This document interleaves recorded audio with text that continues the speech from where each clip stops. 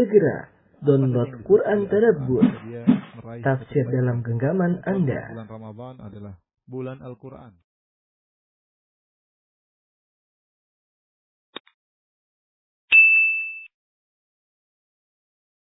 Bismillahirrahmanirrahim. Assalamualaikum warahmatullahi wabarakatuh.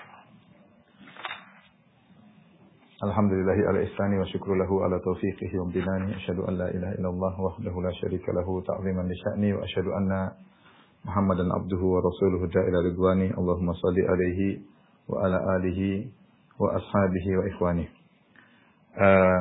Para jamaah Majelis Taklim dan Nur yang dirahmati oleh Allah Subhanahu wa taala. Kita masih melanjutkan bahasan kita tentang tafsir surat An-Nur yang berisikan adab-adab yang perlu diketahui oleh kaum muslimin secara umum. Demikian juga diketahui oleh para wanita secara khusus. Dan kita masih pada ayat yang ke-31 yang sebagian sudah kita jelaskan pembahasannya tentang masalah menundukkan pandangan, ya. Di mana Allah berfirman, "Wa qul lil mu'minati yaghuddna min absarihinna wa yahfazna furujahunna."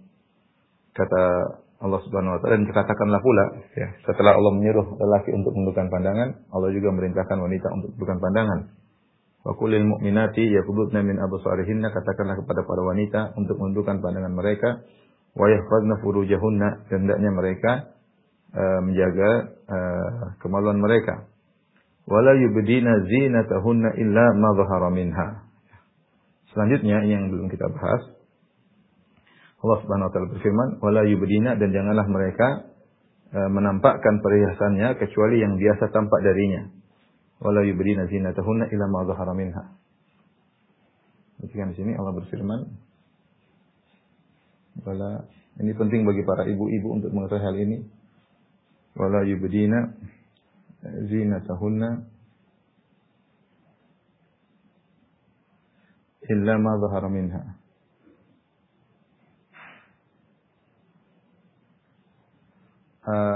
Artinya janganlah mereka para wanita,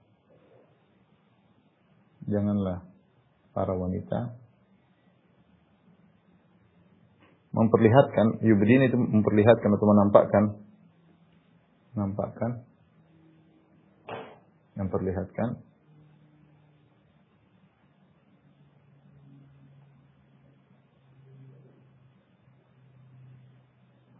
perhiasannya. Zinatuhunna artinya perhiasannya.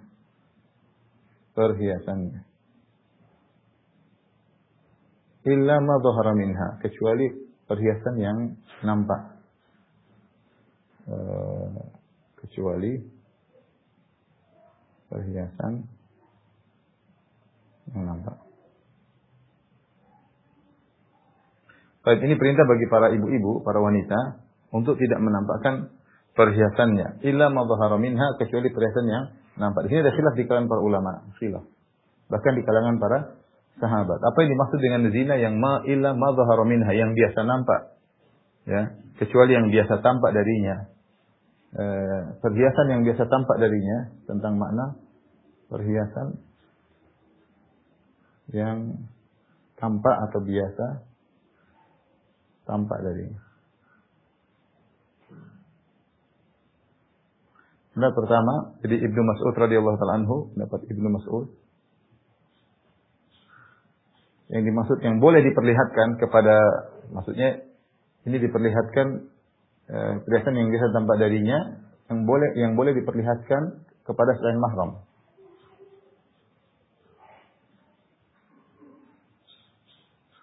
Kepada lelaki ajanib, itu para lelaki selain mahram. Para lelaki selain suami dan mahram. Artinya boleh dia keluar di hadapan dan ini terlihat. Ibnu Mas'ud maksudnya mengatakanlah, maksudnya bajunya, ya. Kata Ibnu Mas'ud yang dimaksudlah bajunya yang memang harus terlihat. Yang memang harus terlihat. Nah, mungkin bajunya tidak kelihatan oleh orang lain. Jika sang wanita keluar rumah, di luar. Adapun Ibnu Abbas radhiyallahu ta'ala anhuma, Ibnu Abbas. Dan keduanya, baik Ibnu Mas'ud dan Ibnu Abbas adalah para pakar sahabat tentang Al-Quran. Kata Mas'ud, yang dimaksud perhiasan yang boleh tampak yaitu al-wajh wal kaffain wal khatam, ya. Al-wajh wal kaffan wal khatam. Kata dia yaitu wajah, dua tangan, dua telapak tangan, maksudnya dari pergelangan ke bawah, dua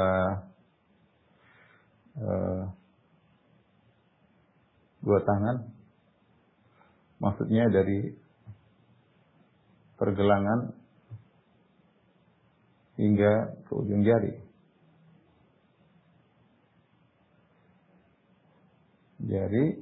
Dan dia menyebutkan seperti cincin. Ini boleh, ya. Kalau gelang sudah di pergelangan di pergelangan tangan tidak. Tapi kalau ini apa ya, pergelangan tangan ini. Namanya al-kaf ini dari sini pergelangan tangan sampai di bawah, ya. Namanya pergelangan tangan. Ini lengan bawah, lengan atas, ya. Jadi ini yang disebut oleh Ibnu Abbas. Sehingga dari sini kita tahu bahwasanya para ulama khilaf tentang makna perhiasan yang boleh dilihat dari wanita yang dilihat oleh lelaki yang bukan mahram, ya. Mana yang lebih kuat? Wallahu a'lam bishawab. Ini Ibnu Mas'ud punya dalil yang kuat, Ibnu Abbas juga punya dalil yang kuat, ya. Tapi kalau ditinjau dari bahasa, ya, jika ditinjau dari bahasa, jadi kalau menurut Ibnu Mas'ud, wajah dan tangan juga harus tutup.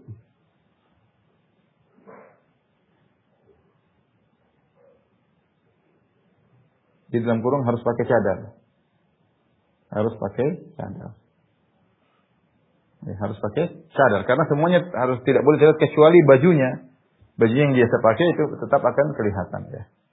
Baik, jika ditinjau dari segi bahasa, yang namanya zina, yaitu zina, bukan zina, ya. Zina itu perhiasan.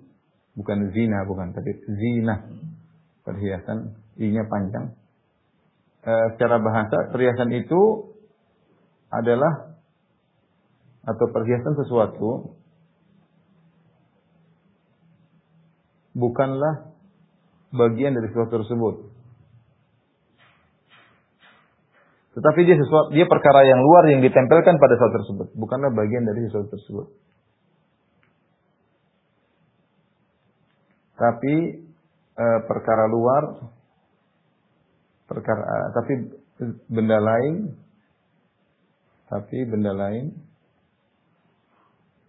yang diletakkan pada sesuatu tersebut sehingga menjadi perhiasannya.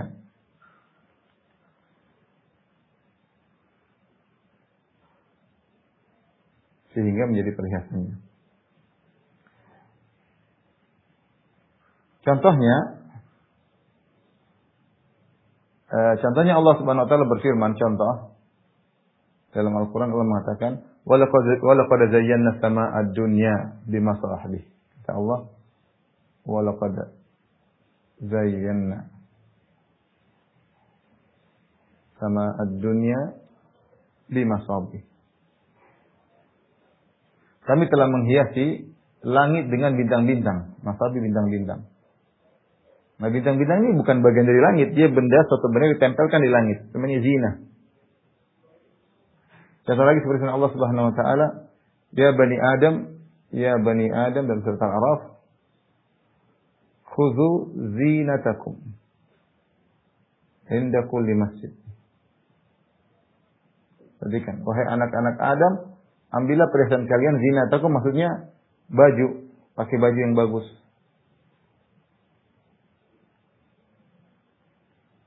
Kalau kita meninjau di segi bahasa, maka ini menguatkan pendapat Ibnu Mas'ud, ya. Ya, menguatkan pendapat Ibnu Mas'ud. Karena kalau Ibnu Abbas ketika dikatakan perhiasan, ma dhahara minhu, dia mengatakan adalah wajah, kedua tangan dan cincin, yaitu seakan-akan perhiasan itu adalah tubuh wanita itu sendiri. Ya, Ibnu Abbas ini seakan-akan namanya perhiasan wanita adalah tubuh wanita itu sendiri.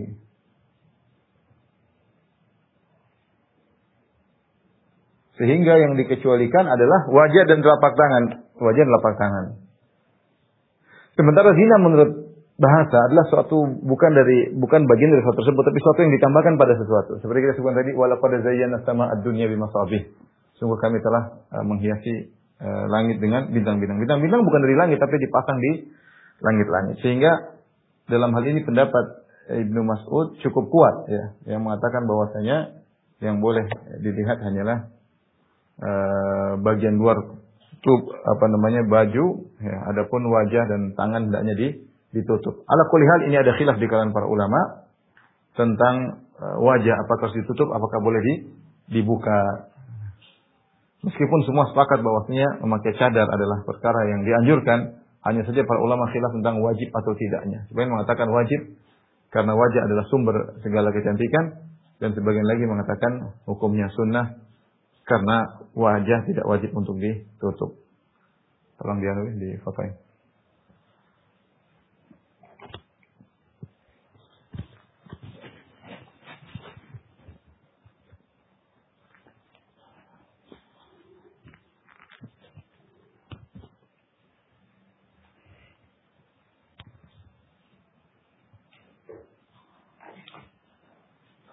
Baik, kita lanjutkan. Allah Subhanahu wa taala berfirman setelah itu, ya. Jadi kalau kita lihat dari sini, ya, maka Allah ketika mengatakan illa ma dhahara minha wala yubdina zinatahunna illa ma dhahara minha, kata Allah illa ma dhahara minha, tidak boleh menampakkan kepada lelaki yang bukan mahram dan bukan suami kecuali perhiasan yang zina yang biasa nampak, sehingga perlu bagi zinatul mar'ah, perhiasan wanita terbagi dua.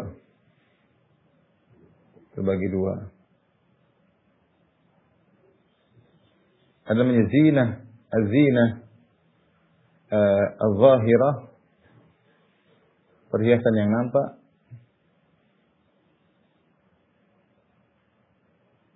Ini boleh diperlihatkan, boleh dilihat oleh selain suami dan mahram. Ini boleh. Laki asing boleh. Maksudnya laki asing. Laki asing boleh melihat. Yang kedua disebut dengan az-zina al-khafiyah. Az-zina al-khafiyah, atau mereka bilang al-batinah, perhiasan tersembunyi.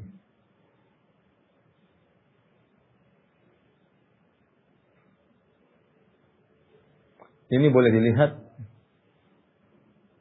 boleh dilihat oleh suami dan mahram serta wanita, sesama wanita misalnya. Nah, tadi menurut pendapat Ibnu Mas'ud, yang dimaksud dengan perhiasan yang zahira adalah baju luar, kerudung, ya, ini tidak apa-apa. Adapun perhiasan yang tersembunyi maksudnya adalah gelang tangan misalnya, contoh gelang tangan, kalung, ya, khal-khal, gelang kaki,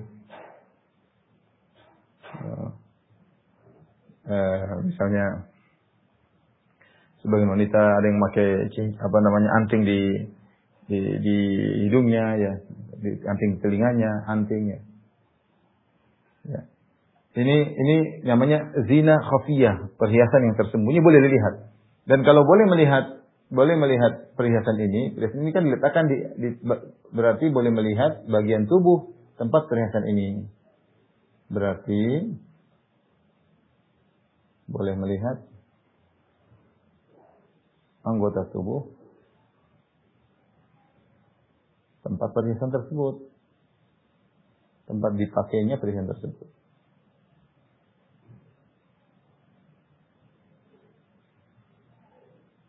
Artinya apa? Ketika zina yang khafiyah tersembunyi seperti kalung dipakai leher berarti boleh lihat leher. Gelang tangan ya berarti boleh pakai lihat lengan tangan bawah, lengan tangan atas ya. Pakai anting ya boleh ya, seperti itu. Ini namanya zina al khafiyah. Ya, zina al khafiyah. Tapi kalau menurut Ibnu Abbas ya, sudah kita sebutkan Ibnu Abbas bahwasanya yang dimaksud dengan zina yang zahirah, zina yang nampak adalah tadi wajah, kedua tangan. Ingat ya, kedua tangan maksudnya pergelangan tangan sampai jari, pergelangan tangan dan cincin ya. Karena apa? Kalau jari boleh dilihat berarti cincin boleh dilihat. Tapi cincin pakainya di sini boleh ya. Boleh. Ini konsekuensi dari Allah mengatakan ma dhahara minha, berarti ada zina yang nampak, berarti ada zina yang tersembunyi. Nah, zina tersembunyi ini boleh dilihat ya, dilihat oleh suami dan mahram ya. Ini yang Allah sebutkan setelahnya. Suami dan mahram yang Allah sebutkan dan lain-lain ya. Yang Allah sebutkan dalam ayat. Kita bacakan kata Allah Subhanahu wa taala setelah itu, wala yubdina zinatuhunna illa ma dhahara minha. Dan janganlah mereka menampakkan perhiasan mereka kecuali yang biasa nampak. Tadi ada khilaf kita sebutkan. Karena Allah melarang wanita untuk berias kemudian keluar di luar. Kata Allah wala tabarrujna tabarrujal jahiliyatil ula. Janganlah para wanita keluar bertabarruj seperti orang wanita zaman jahiliyah yang mereka menampakkan aurat mereka ya. Kemudian setelah itu Allah berfirman wal yadribna bi khumurihinna ala juyubihinna. Wal yadribna, hendaknya mereka menurunkan dan hendaknya mereka menutupkan kain kudung ke dadanya. Kain kudung ke dadanya juyubihin. Wal yadribna bi khumurihinna ala juyubihin. Dan hendaknya mereka meletakkan kain kerudung di leher mereka. Sudah ya?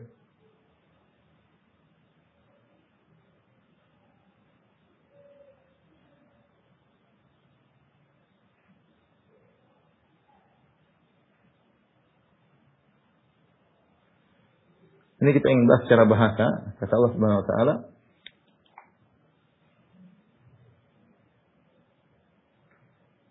wal yadribna bi khumurihinna ala juyubihin.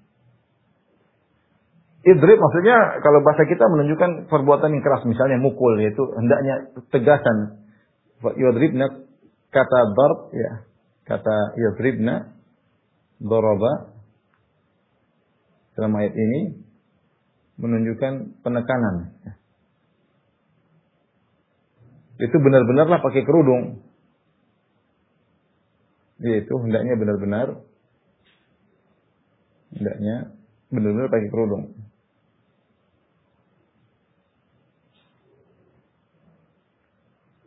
Kemudian kata Allah Subhanahu wa taala, hendaknya dia melemparkan yadribnya itu dia menjatuhkan atau melemparkan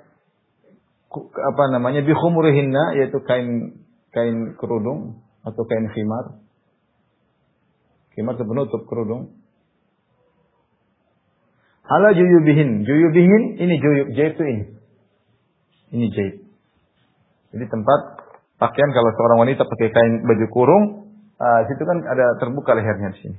Nah, ini namanya jayb, tempat kepala masuk, namanya jayb ya.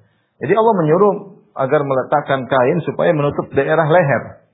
Karena ini namanya jayb, disuruh tutup oleh Allah Subhanahu wa taala. Wal yadribna bi khumurihinna ala juyubihin. Hendaknya dia jatuhkan kainnya di lehernya.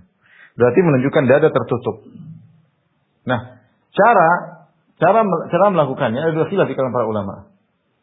Saya tidak maksudnya apa nih kalau juyubihnya itu ini apa namanya? Kera leher ya. Iya, kera leher ya. Kera leher, baju. Bagian leher. Kerah ya. Kerah baju bagian leher. Ini ditutup. Nah, adapun caranya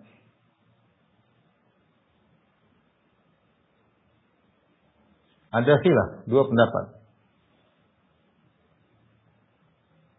Yang pertama melazimkan menutup wajah. Yang kedua, tidak bisa dengan wajah tetap terbuka.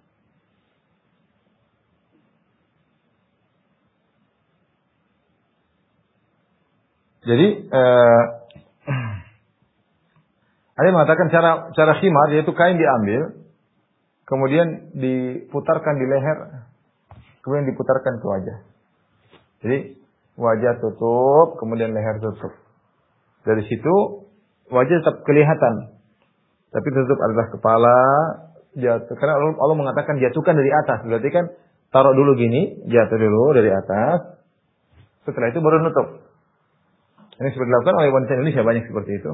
Jadi atau wanita ketika bertemu dengan mereka seperti, jadi ada kain kerudung taruh di atas, kemudian dia taruh ke bawah, kemudian dia tutup leher, sehingga dikatakan telah menjatuhkan kain dari atas dan menutup juyub. Ini melazimkan wajah terbuka. Ini pendapat sebagian ulama. Pendapat yang lain mengatakan maksudnya juyubihinna, maksudnya tutup dari atas, jatuhkan kain dari atas, sehingga semua dada tertutup. Dan itu melazimkan bahwasanya melazimkan bahwa wajah adalah hendaknya ditutup. Dan ini pendapat sebagian ulama. Ya. Dalil menunjukkan pemahaman para sahabat bahwasanya wajah ditutup. Ayat ini wal yadribna bihumurihinna ala juyubihinna, hendaknya mereka menjatuhkan kain kerudung mereka untuk menutupi leher-leher mereka, melazimkan bahwasanya wajah tertutup. Ini pendapat para sahabat wanita, Ketika turun ayat ini dalam Sahih Al-Bukhari, ketika turun ayat ini wal yadribna bihumurihinna ala juyubihinna, hendaknya para wanita menutupkan khimar-khimar mereka ke dada-dada mereka, maka para sahabat mengatakan fasyaqqaqna murutahunna fakhtamarna bihi.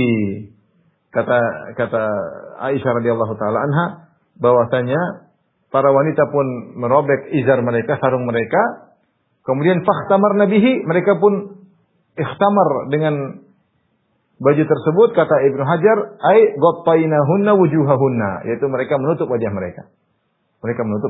Jadi kata Ibnu Hajar bahwasanya para sahabiat, para sahabat wanita memahami ayat ini ketika Allah mengatakan wal yadribna bi khumurihinna ajwibihinna, hendaknya mereka menutup dada mereka dengan melemparkan kain dari atas kepala mereka, maksudnya dengan menutup wajah sehingga menutup dada. Sehingga dari sini mereka mengatakan melazimkan menutup wajah. Intinya kembali kita khilaf tentang masalah cadar.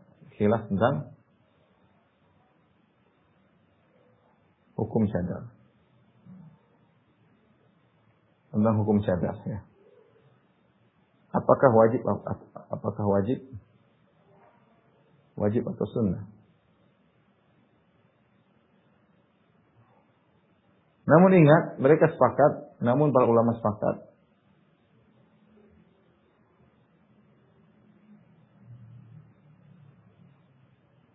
bahwa memakai cadar lebih afdal. Baik, sama, sepakat.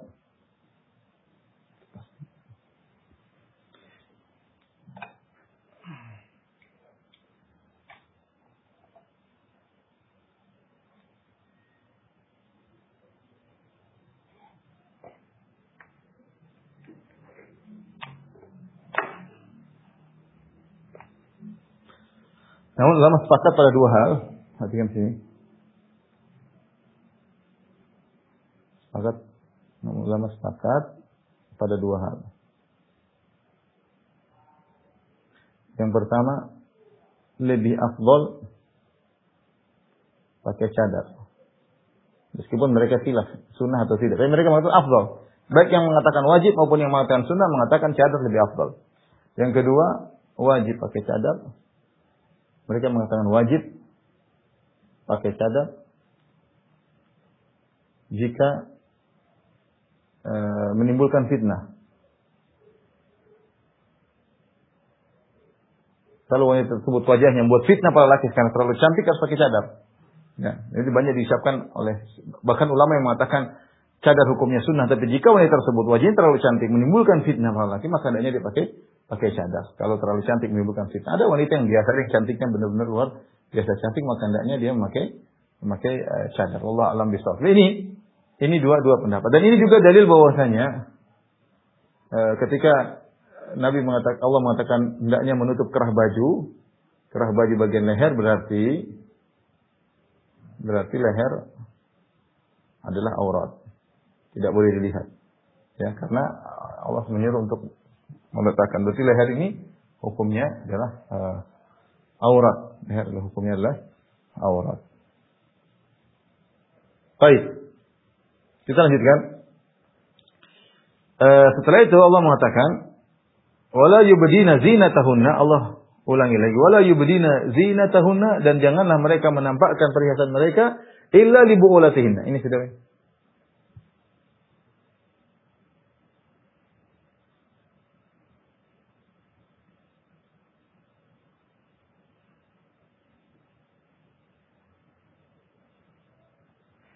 Ibu-ibu, kita hidup di zaman yang orang buka-bukaan aurat ya. Yang menjalankan sunnahnya sedikit. Orang menjalankan sunnah. Kal-qabidina alal jamrah, seperti orang berpegang dengan bara api. Ya. Penuh kesabaran, sabar. Sekarang kita menjalankan sunnah Nabi, ajaran Nabi SAW mulai ditinggalkan. Di mana Nabi mengatakan badal Islam ghariban fasayudu ghariban kama bada. Islam mulai dengan asing dan akan kembali asing sebagaimana dia mulai. Orang yang menjalankan sunnah Nabi dianggap asing, dianggap aneh, dianggap tidak mengikuti perkembangan zaman, dianggap tidak tidak fleksibel, tidak macam-macam ya. Tapi ya hidup cuma sekali. Seorang yang spekulasi dalam kehidupan ini berusaha untuk menjalankan ajaran Allah dengan sebaik-baiknya. Kata Allah Subhanahu wa taala setelah itu, wala yubdina zinatahunna illa li bu'ulatihinna. Dan seterusnya ya. Ila akhirih. Kata Allah, dan janganlah dia menampakkan perhiasannya. Janganlah para wanita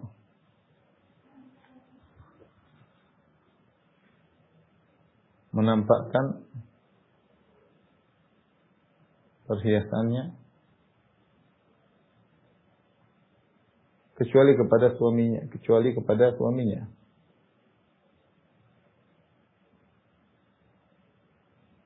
Atau dan seterusnya ya. Atau di sini akan Allah sebutkan banyak. Jadi janganlah para wanita menampakkan perhiasannya, maksudnya perhiasan yang batin, perhiasan batin. Batin maksudnya apa? Kalung leher, yang sudah kita sebutkan tadi. Gelang tangan, gelang kaki, dan lain-lain. Adapun cincin disebut apa? Perhiasan zahir, ya. Perhiasan zahir. Adapun gelang tangan, termasuk jam mungkin, jam tangan yang dipakai di gelang. Intinya kan ini harus ditutup pergelangan. Pergelangan harus ditutup. Lengan harus ditutup. Yang boleh terbuka pergelangan sampai bawah menurut pendapat Ibnu Abbas radhiyallahu taala anhuma. Kecuali kepada suaminya, ya. Au abaihinna, atau kepada ayah mereka, au aba ibu ulatihinna, atau kepada bapak suami mereka, mertua mereka, au abnaihinna, au abna ibu ulatihinna, au ikhwanihinna, au bani ikhwatihinna. Ketika itu Allah mengatakan kecuali kepada suaminya, nomor satu suaminya. Atau kita sebutkan. Siapa yang dikecualikan? Ini yang dikecualikan boleh melihat.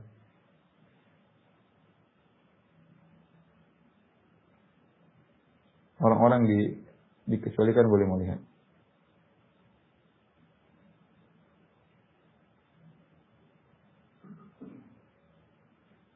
Boleh melihat perhiasan batin. Di antara yang pertama adalah, ya, siapa saja?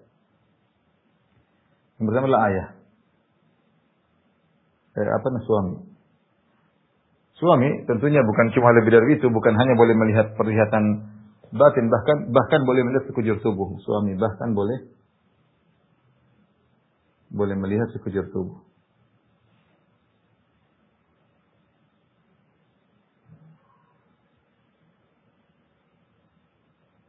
Ini suami yang pertama. Yang kedua adalah au abaihinna, yaitu suami ayah ayahnya, yaitu ayah sang wanita.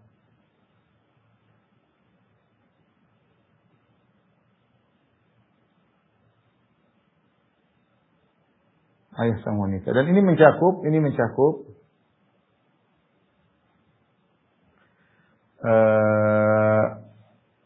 ayah dan kakek, baik dari sisi ayah maupun dari sisi ibu.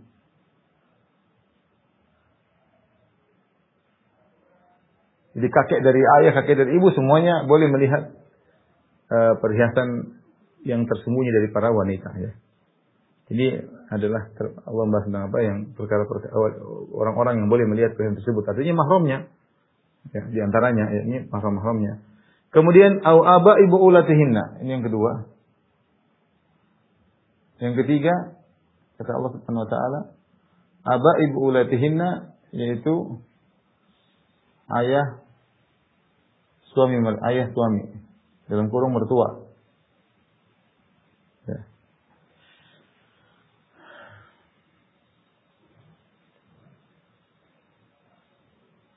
Ini mencakup kakek dari sisi ayah suami atau dari sisi ibu suami. Ibunya suami. Pokoknya kakek dari sisi suami, maka bapak atau kakek maka tidak apa melihat. Au abna'ihinna, yang berikutnya au abna'ihinna. Anak-anak sang wanita. Ini juga boleh melihat perhiasan tersembunyi. Ini mencakup anak sang wanita, anak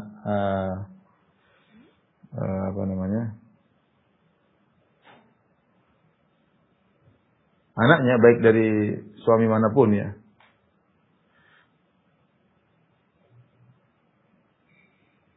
Ya, atau anak-anak sang wanita tentunya boleh.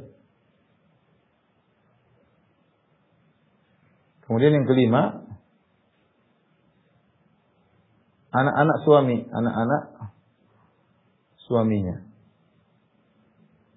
Bisa jadi anak-anaknya sendiri atau anak suami dari istri yang lain.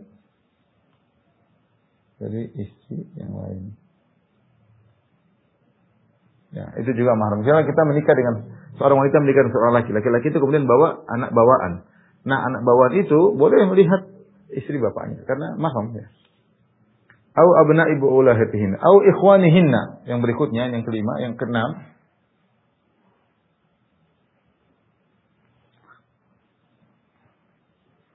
Au ikhwanihinna, yaitu saudara-saudaranya. Yaitu saudara laki-lakinya. Dan ini mencakup kandung, seayah seibu, saudara-saudara kandung, atau seayah atau seibu.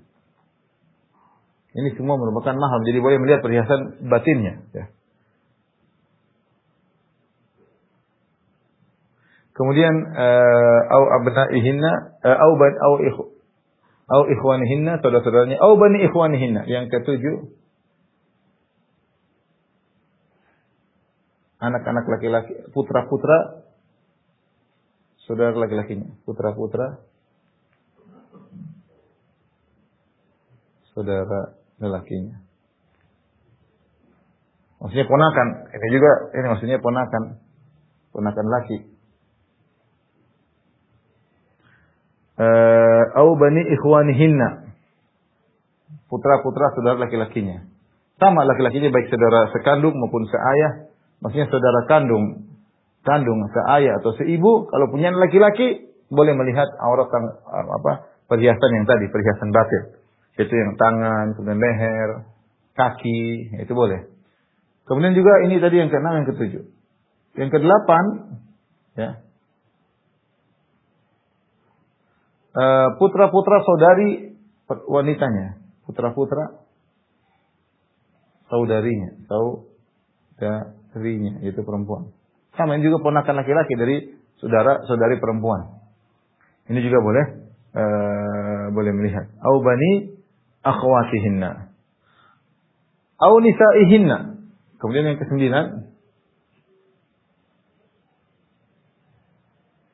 wanita-wanita mereka. Au nisaihinna yang 9. Wanita-wanita mereka. Nah, ini ada khilaf karena Allah mengatakan au nisaihinna. Itu nisa wanita-wanita mereka. Apa maksudnya wanita mereka di sini? Ada khilaf.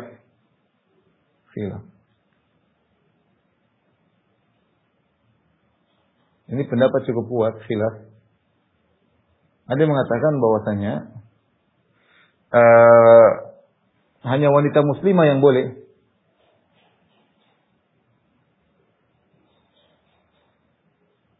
Yang boleh. Adapun wanita kafir tidak boleh.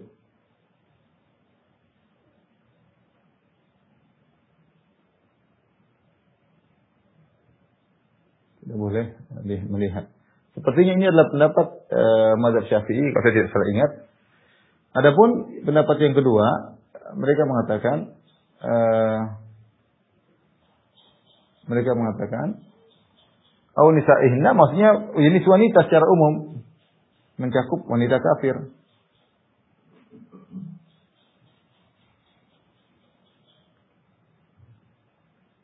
Termasuk non-muslimah. Ada khilaf di kalangan para ulama. Di antara paling tafsir mereka mengatakan bagi pendapat pertama mengatakan wanita tidak boleh membuka lehernya, tidak boleh buka lengan atasnya, lengan bawahnya, tidak boleh membuka kakinya kepada wanita kafir, enggak boleh. Karena Allah bilang yang dibolehkan hanyalah au nisaihinna, itu wanita dari mereka, itu wanita muslimah. Ini pendapat pertama. Sehingga wanita muslimah tidak boleh melihatkan lehernya kepada wanita kafir. Pendapat yang kedua, pendapat yang lebih kuat Allah alam bisawab, bahwasanya nisaihinna maksudnya adalah jenis wanita. Karena Allah menggunakan hinna karena sesuai dengan dhamir-dhamir sebelumnya, kata-kata ganti. Allah mengatakan illa li buulatihinna au abaihinna, ada hinna semuanya itu kecuali suami-suami mereka para wanita, kecuali bapak mereka para wanita, abai buulat kecuali mertua, bapak mertua mereka ini maksudnya para wanita, au abnaihinna sampai pada au nisaihin. Ya, nisaihin maksudnya bukan berarti hanya wanita muslimah, tapi dia umum mencakup seluruh wanita. Oleh karenanya disebutkan bahwasanya ada para tabibat, para tabib-tabib wanita yang menguati para sahabiah, dan mereka tidak pernah mengatakan bahwa kita harus berhijab dulu sebelum ketemu wanita non muslimah. Demikian juga sebagian wanita Yahudi bertemu dengan Aisyah radhiyallahu taala anha di rumahnya, dan tidak disebutkan Aisyah kemudian berhijab dulu untuk wanita tersebut. Intinya bahwasanya yang benar wanita muslimah, wanita kafirah sama saja dalam hal masalah ini. Tapi ini masalah khilafiyah. Kemudian yang ke-10,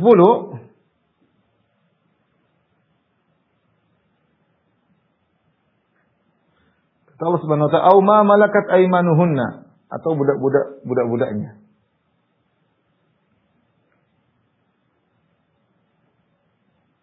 Sang wanita.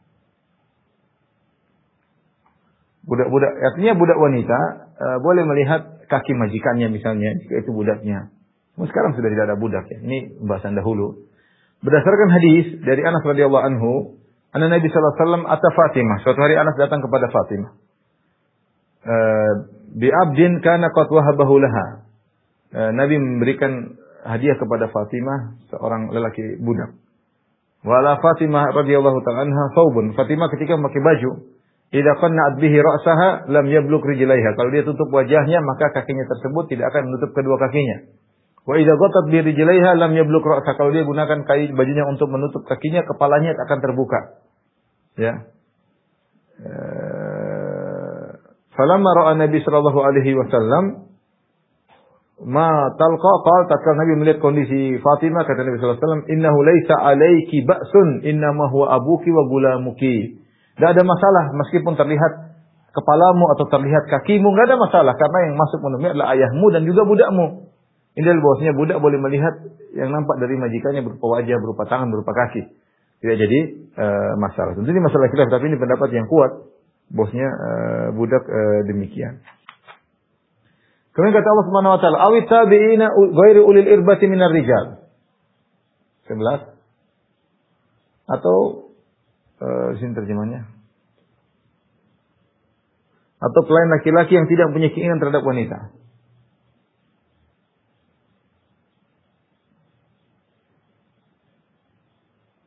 Yang tidak punya hasrat pada wanita.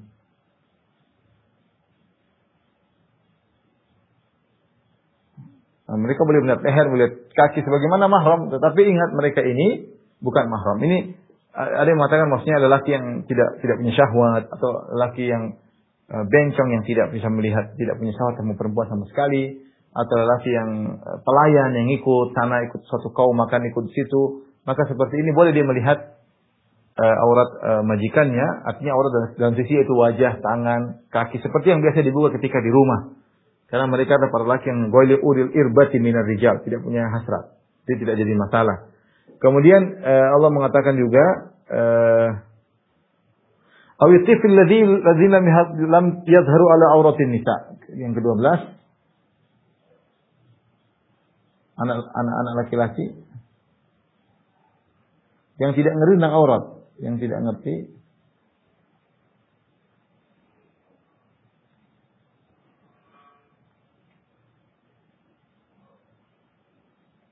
tentang aurat. Ya, ini boleh ada anak kita terlihat kaki, rambut, kemudian gelang, nggak ada masalah. Karena mereka masih anak-anak. Ya. Ini 12 golongan yang boleh dinampakkan perhiasan batin.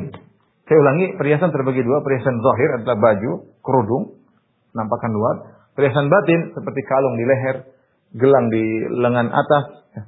Mungkin anting di telinga, mungkin ada yang pakai anting di hidung, ya, kemudian gelang kaki. Ini semua boleh dilihat bagi orang-orang yang diizinkan. Siapa orang diizinkan tersebut? 12 orang tadi yang Allah sebutkan dalam Al-Quran. Ini kalau di antaranya mahram, di antaranya orang yang tidak berhasrat, seperti anak-anak yang tidak ngerti tentang aurat, nggak ada masalah. Ya, tidak ada masalah. Seperti laki-laki pantai yang tidak punya hasrat sama wanita tidak jadi masalah. Ini semua boleh melihat aurat wanita. Kemudian setelah itu Allah berfirman, wala yadribna bi arjulihinna liyu'lama ma yukhfina min zinatihin. Perhatikan, kata Allah melarang kepada para wanita, janganlah kalian memukulkan kaki kalian, karena kakinya tertutup tapi dia pakai khal-khal, dia pakai gelang yang ada bunyi-bunyinya. Kemudian dia pukul-pukulkan, kata Allah, jangan kalian pukulkan supaya orang tahu kau sedang pakai gelang kaki. Ini sudah. Perhatikan. Allah berfirman, wala yadribna bi arjulihinna liyu'lama ma yukhfina min zinatihin. Kata Allah, jangan memukulkan kaki. Jangan para wanita menghentakkan kaki mereka, menghentak-hentak kaki mereka.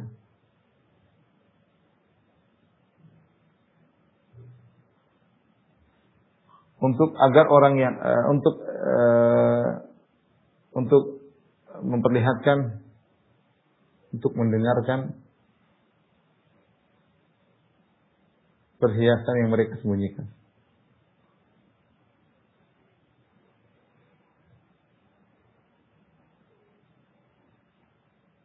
Jadi di antara maksudnya Allah melarang, ya. Nah, kalau memperdengarkan saja tidak boleh, apalagi melihat. Perhatikan sini. Apa yang dipahami? Jika memperdengarkan saja perhiasan kaki,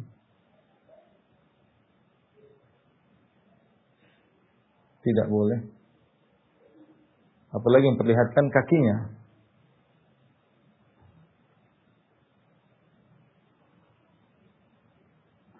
Ini berarti kaki adalah aurat.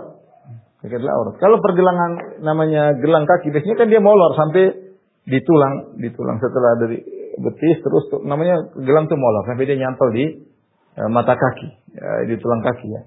Tidak boleh diperdengarkan. Tidak boleh diperdengarkan. Kalau bunyinya saja, tidak melihat bentuknya, tapi sekedar bunyinya saja, tidak boleh, apalagi melihat kakinya. Karena setan akan memberi hiasan. Kalau seorang laki mendengar, laki bisa saja timbul syahwat, dia mendengar ibu bunyi, tertarik dia untuk menghayalkan kaki wanita tersebut. Ya. Apalagi memperlihatkan kaki, maka tidak diperbolehkan. Di sini kata para ulama, wanita, sebenarnya mengatakan wanita yang memakai sepatu hak tinggi yang runcing, sehingga kalau dia berjalan bunyi tak tak tak tak tak, itu juga tidak boleh. Dan semua gerakan wanita, perbuatan wanita yang menarik perhatian, yang orang jadi berhasrat dengan kalam perkataan yang lemah lembut, baju yang digoyang-goyang, ini semua tidak boleh. Semua tidak diperbolehkan. Makanya di makruh azan wanita tidak boleh. Karena kalau mendayu-dayu tidak boleh. Ya. Jangankan suara wanita, suara perhiasan aja di kaki yang tertutup, cuma dia pakai bunyi kering kering kering, itu tidak diperbolehkan oleh Allah. Liyu'lama ma yukhfina min zinatihin. Setelah itu Allah mengatakan wa tubu ila Allahi jami'an. Allah tutup, kata Allah, wa tubu ila Allahi jami'an ayyuhal mu'minun la'allakum tuflihun. Bertobatlah kalian seluruhnya, bertobatlah. Seluruhnya. Seluruh kalian. Ayyuhal mu'minun, wahai orang yang beriman, la'allakum tuflihun, semoga kalian beruntung.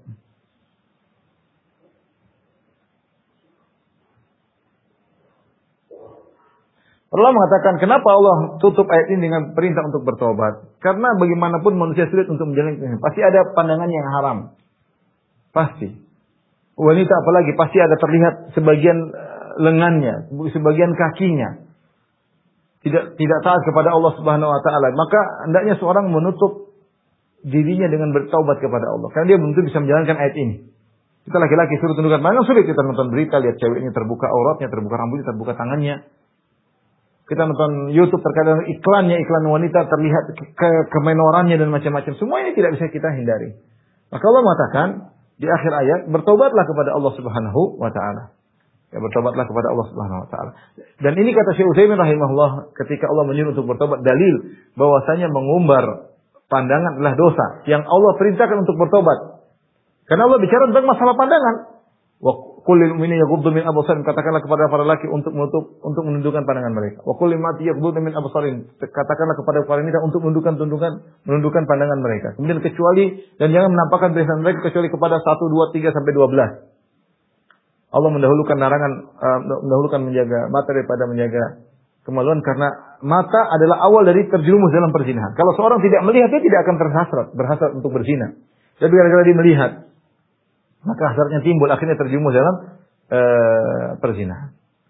Ini dalil bahwasanya kalau kita melihat yang haram, kita wajib untuk bertobat. Karena setelah Allah menyebut tentang ayat kewajiban menjaga pandangan, Allah akhirnya dengan wa tubu ilallahi jami'an ayyuhal mu'minun. Hendaknya kalian bertobat wahai kaum mukminin seluruhnya ya. Sebagaimana Nabi sallallahu alaihi wasallam senantiasa bertobat kepada Allah Subhanahu wa taala. Nabi sallallahu alaihi wasallam mengatakan, "Ya ayuhan nas, tubu ila Allah, fa inni atubu fil yawm ilaihi 100 marrah." Wahai manusia sekalian, bertobatlah kepada Allah, sungguhnya aku bertobat kepada Allah 100 kali. Ya. Dalam hadis yang lain, wallahi inni la astaghfirullah wa atubu ilaihi fil yawmi aktsar min 70 marrah. Demi Allah, aku bertobat kepada Allah dan aku beristighfar kepada Allah sehari lebih dari 70 kali. Ya, seorang sadar dia punya kekurangan. Kita ini kenapa perlu bertobat? Karena kita kurang bisa menghindarkan diri dari larangan Allah Subhanahu wa taala. Kita masih melihat yang haram. Kemudian juga di antaranya kita masih kurang pandai bersyukur kepada Allah Subhanahu wa taala. Banyak kewajiban yang belum bisa kita kerjakan, sehingga kita ini wajib untuk bertobat. Wajib bertobat, dan wajib taubat adalah keperluan harian karena kita sering bermaksiat kepada Allah, terutama di zaman sekarang, di zaman medsos ya. Dan yang bisa menundukkan pandangan hanyalah orang beriman. Makanya Allah mengatakan qul lil mu'minina yaghuddu min absarihim. Perhatikan, qul lil mu'minina yaghuddu min absarihim. Barang saya mengerti bahasa Arab, yaghuddu adalah majzum. Qul lil mu'minina yaghuddu min absarihim. Katakanlah kepada kaum mukminin agar mereka tundukkan pandangan, berarti ada fi'il syarat misalnya qul lahum ghuddu yaghuddu absarahum. Yaghuddu min absarihim. Seakan-akan Allah berkata, wahai Nabi, katakanlah kepada orang beriman, tundukkanlah pandangan mereka, otomatis yaghuddu min absarihim. Hanya orang yang beriman, yang imannya kuat, yang mampu, yang bisa menjalankan perintah ini. Menunjukkan pandangan yang yakin akan hari kiamat, bahwasanya Allah Subhanahu wa taala mengetahui matanya dan Allah akan minta pertanggungjawaban apa yang dia lihat. Seluruh yang dilihat akan dimintai pertanggungjawaban. Makanya larangan untuk mengumbar pandang, perintah untuk menentukan pandangan didahulukan daripada perintah untuk menjaga kemaluan. Karena pandangan ini cakupannya luas, orang bisa melihat macam-macam. Dan pandangan bisa kemudian membuat orang berkhayal dalam hatinya tentang sesuatu. Ya, Syekh Ibnu Qayyim mengatakan seorang melihat sesuatu bisa jadi sesuatu tersebut seperti berhala yang kemudian hatinya selalu wukuf, selalu perhatian terhadap berhala tersebut. Jadi dia pikir melulu, dia bayangkan, dia khayalkan sehingga memakan waktu yang banyak. Lama-lama actionnya menuju pada perzinahan. Orang yang menundukkan pandangan, maka Allah akan, kata Ibnu Qayyim rahimahullah dalam kitab Jawabul Kafi, Allah akan berikan cahaya dalam hatinya. Allah akan buat dia firasat sehingga dia bisa membenarkan mana yang benar dan mana yang batil. Manfaat untuk menundukkan pandangan. Orang yang menundukkan pandangan, maka Allah akan berikan kebahagiaan dalam hati dia, merasa dekat dengan Allah Subhanahu wa taala. Dan ingat bahwasanya mata adalah corong yang paling cepat untuk merusak hati seseorang. Dan melihat langsung masuk ke dalam corong. Sehingga Ibnu Qayyim mengatakan jika kemudian kita melihat yang haram dan corong, kotoran sudah masuk dalam hati seorang, maka hati tersebut menjadi seperti sampah, tong sampah, banyak kotoran dia lihat, yang haram-haram dia lihat. Masuk semua hati jadi tong sampah sehingga tidak bisa menerima iman lagi cahaya Allah. Susah, ini bahaya. Seorang senantiasa beristighfar kepada Allah. Jangan biarkan hatinya rusak gara-gara pandangan yang dia umbar. Baik, mungkin sampai sini saja. Ya. Oh, ada satu tambahan. Kenapa tidak disebutkan paman? Ya, kita tahu di antara 12 orang tersebut tadi kita sebutkan yang boleh melihat aurat. Allah tidak menyebutkan paman. Padahal paman-paman juga boleh melihat aurat ponakannya. Artinya melihat bukan besar, tapi maksudnya leher yang zina, yang tersembunyi tadi. Leher, tangan yang biasa terbuka ketika sedang di rumah. Karena paman adalah mahram. Kenapa tidak disebutkan paman? Ada beberapa pendapat, ada yang mengatakan karena paman seperti ayah. Yang tidak perlu disebutkan, ketika sudah disebut ayah sudah mewakili paman. Ayah boleh melihat, berarti paman juga boleh melihat. Kemudian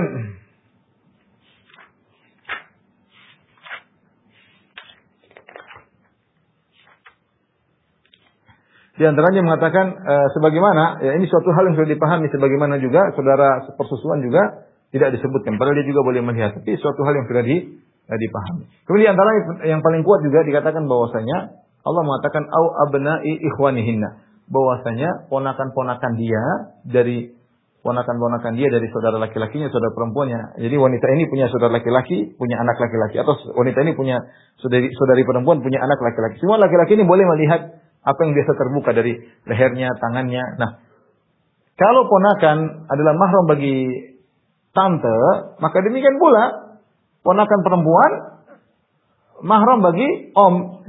Ini bisa dipahami dari ayat ini. Jadi mungkin kenapa tidak disebutkan om dan paman ya? Karena sudah diisyaratkan dari firman Allah, wanita itu boleh dilihat oleh ponakan laki-lakinya. Nah, berarti bisa dipahami kalau ponakan laki-laki boleh melihat leher, tangan dan kaki tantenya, maka sebaliknya ponakan perempuan juga boleh dilihat oleh omnya. Boleh omnya, tidak jadi masalah ya. Adapun pendapat yang mengatakan bahwasanya tidak disebut om, karena om kalau melihat dia bisa cerita tentang wanita ini kepada anaknya, itu sepupunya, dan sepupu bukan mahram. Ini pendapat sangat lemah, tidak kuat. Karena kalau begitu bisa diharamkan kepada semua orang. Setiap orang yang bisa melihat seorang wanita, dia bisa cerita sama orang lain. Yang benar tadi yang kita katakan bahwasanya om tidak disebutkan karena om itu seperti ayah, tidak perlu disebutkan, sudah tahu itu mahram. Atau sebaliknya tadi Allah sudah sebutkan ponakan laki-laki boleh melihat tangan, kaki tantenya, maka demikian juga om boleh melihat ponakan perempuannya, lihat tante, lihat leher, tangan dan kakinya. Wallahu a'lam bishawab. Demikian saja kajian kita majelis taklim Indonus. Insyaallah kita lanjutkan pada pertemuan berikutnya. Kurang lebih mohon maaf. Wabillahi taufiq wal hidayah. Assalamualaikum warahmatullahi wabarakatuh.